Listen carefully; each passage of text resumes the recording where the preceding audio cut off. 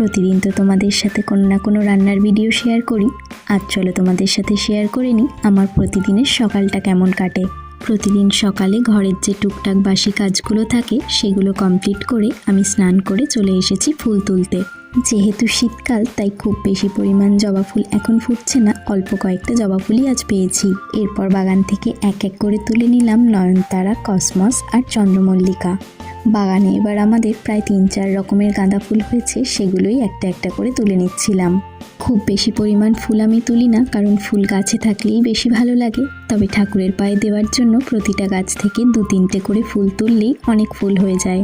ফুল তুলে পুজো দিয়ে এবার এলাম রান্নার দিকে। আর আজ রান্না করব বলে বাগান থেকে একটা ফুলকপি তুলে নিয়েছিলাম। আজ কপি নয়, ভাবলাম কপির ডাঁটার চচ্চড়ি করি। তাই প্রথমেই কপিটা থেকে ডাঁটাগুলো ভেঙে নিলাম আর তারপর ডাঁটাগুলোকে কেটে নিলাম।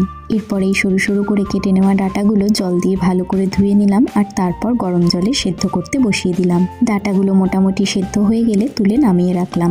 এরপর কড়াই গরম করে তাতে সর্ষে ফোড়ন দিয়ে আলু, শিম আর বেগুনটাকে নুন আর হলুদ দিয়ে ভেজে নিলাম। সবজিগুলো ভাজা হয়ে গেলে এর মধ্যে দিয়ে দিলাম ওই সেদ্ধ করে রাখা ডাঁটাগুলো। এরপর ভালো করে সবকিছুকে একসঙ্গে মিশিয়ে নিলাম আর তারপর এতে দিয়ে দিলাম সর্ষে আর কাঁচা লঙ্কা বাটা। এরপর আবার সবকিছু একসঙ্গে ভালো করে মিশিয়ে নিয়ে বেশ খানিকক্ষণ সময় নিয়ে কষিয়ে নিলাম। ব্যাস আর কি, এরপর বেশ কিছুক্ষণ ভালো করে কষিয়ে নিলেই রেডি হয়ে যাবে আমাদের ফুলকপির ডাঁটা চচ্চড়ি। বেশ, আজকের মতো ভিডিওটা তাহলে এখানেই শেষ করছি। দেখা হবে নতুন একটি ভিডিওতে।